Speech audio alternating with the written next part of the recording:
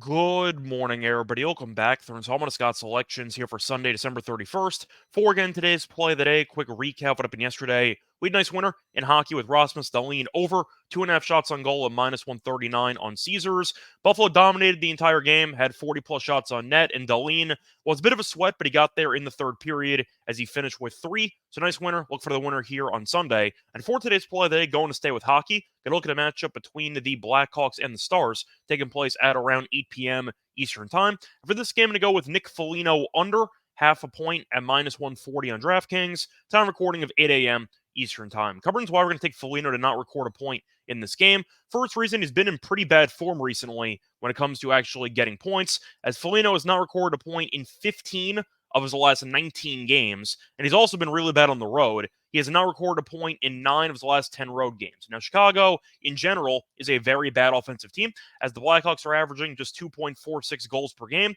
which is the third fewest in the league, and they're actually worse on the road, as Chicago's averaging just 2.39 goals per road game, which is the fourth fewest in the league. Now, Chicago, a big reason for their lackluster offensive performances is the lack of shots on goal. Chicago is pretty bad at actually getting shots on target. Chicago is averaging just 26.69 shots per game, which is the second fewest in the league.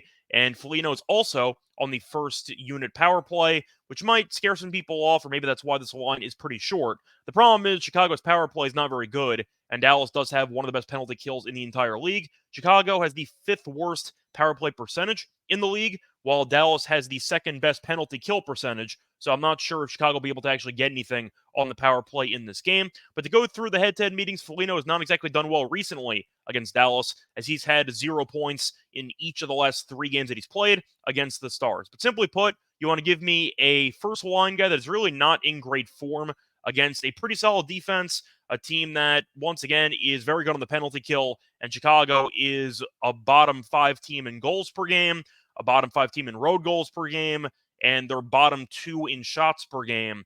I just don't see much volume here for Chicago to actually get a lot of pucks on net.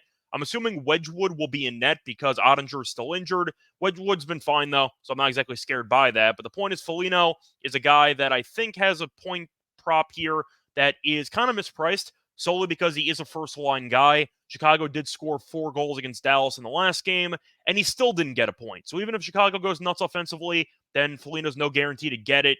And I do think that if Dallas shows up defensively at home in this rematch, you might see Chicago score 2 goals or so. And at that point, you're pretty much threading the needle to get Foligno involved. I don't see it. I see him having another pretty quiet game. Spoiler that once again, here for Sunday, December 31st, is going to be on Nick Foligno under half a point at minus 140 on DraftKings. Bye, everyone.